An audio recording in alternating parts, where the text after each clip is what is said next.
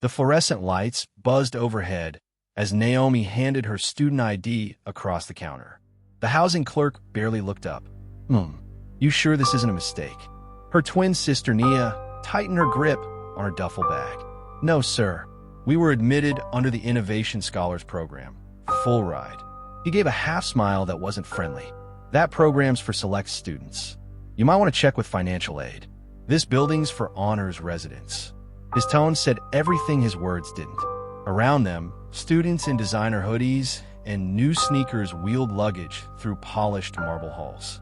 The twins' thrift store jeans and secondhand suitcases looked painfully out of place. They'd earned perfect grades, built science fair robots from scrap metal, and still worked part-time to help their mom pay bills. Westbrook University had promised them a fresh start, a campus where brilliance mattered more than background. But right now, background seemed to be all anyone noticed. Ever worked hard enough to earn a seat at the table, only to realize the table was never built for you. When the clerk slid their IDs back, his smile thinned. South Hall might have space. It's more comfortable for scholarship students. Nia's eyes burned. Our assignment says honors dorm, room 207. He shrugged. Maybe the system glitched. A security guard appeared behind him, arms crossed. The message was clear. You don't belong here. Naomi whispered, "Let's go. We'll fix it later." They dragged their bags toward the exit, humiliation echoing in their footsteps. Behind them, the clerk lifted his phone. "Yeah, this is Jeff in West Hall," he muttered. Two scholarship kids trying to check in again. Probably mixed up their paperwork. Or something. What Jeff didn't know was that one of those kids had a father whose next phone call could freeze every donation this university depended on. Have you ever been judged by how you look instead of what you've earned? Comment number 1 if you felt it. Hashtag 2 if you've seen it happen. South Hall wasn't on the glossy campus tour videos. Its hallways smelled faintly of damp concrete and old paint. The air was heavy, not just with dust, but with silence. Nia dropped her duffel bag on the metal bed frame. This place looks like it's been forgotten. Naomi forced a smile. Doesn't matter where we sleep, right? We're here. That's what counts. But she could already feel the difference. The door to their room stuck when they closed it, and the radiator hissed like it resented being touched. Meanwhile, social media buzzed with photos of honors dorm move-in day.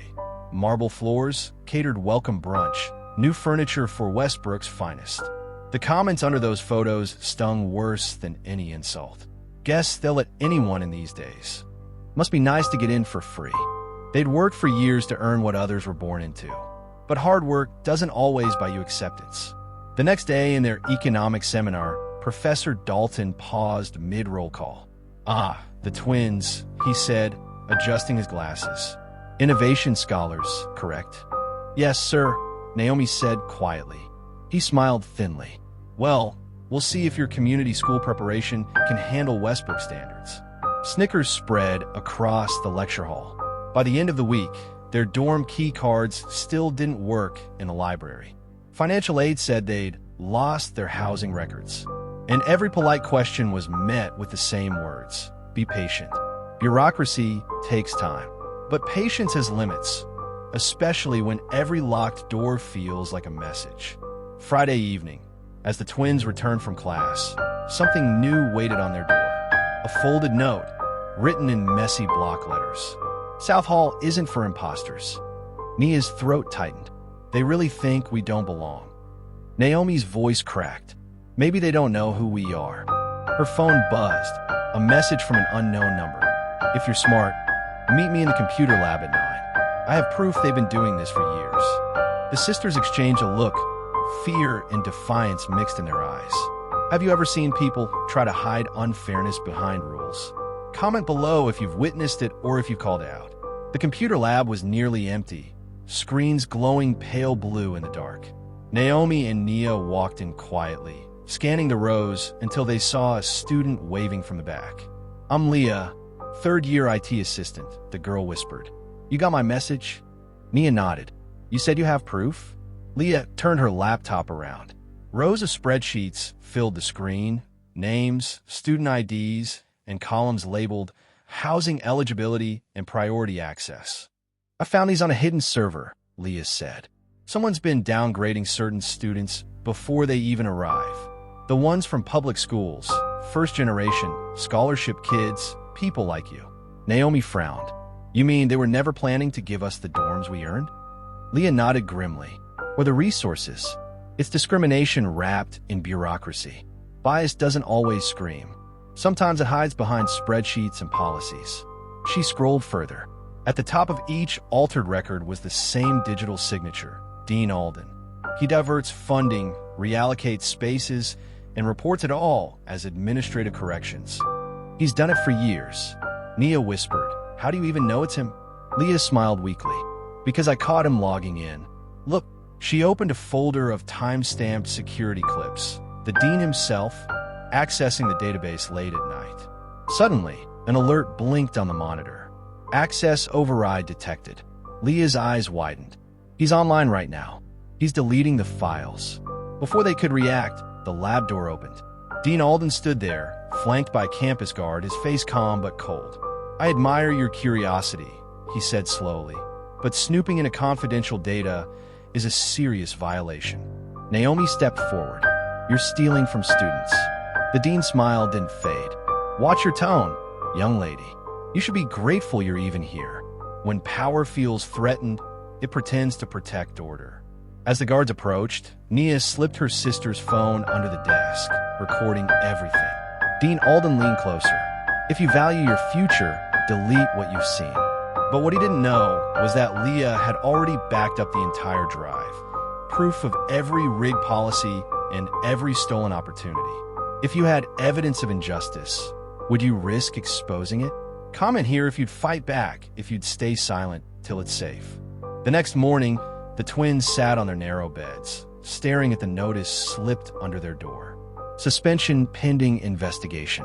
No hearing, no explanation, just silence. Nia whispered, They're really kicking us out? Naomi's hands trembled. For finding the truth. Their phones buzzed. Leah's message. Check your email. Don't give up.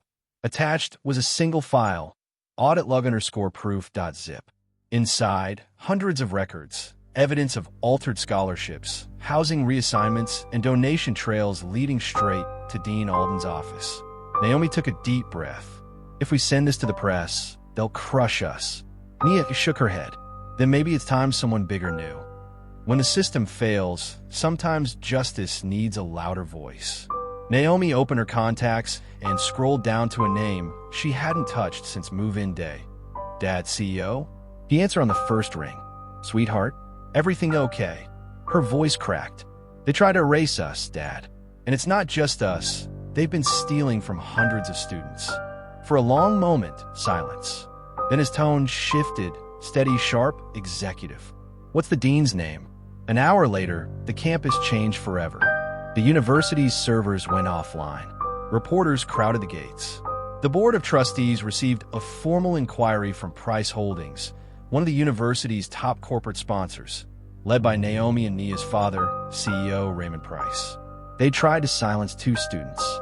Instead, they silenced themselves. Dean Alden's press conference never happened. He was already suspended, under investigation for misuse of funds and discrimination. By sunset, #JusticeForScholars trended across social media. That night, the twins walked back through the same marble hall where they'd been denied. But this time, no one stopped them. Students clapped. Professors nodded quietly. And in the reflection of the glass doors, Naomi saw something new. Not victory, but belonging.